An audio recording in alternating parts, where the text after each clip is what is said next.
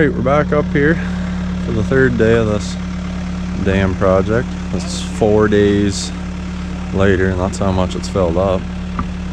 Got the skid steer up today. They've got this filled in right across here.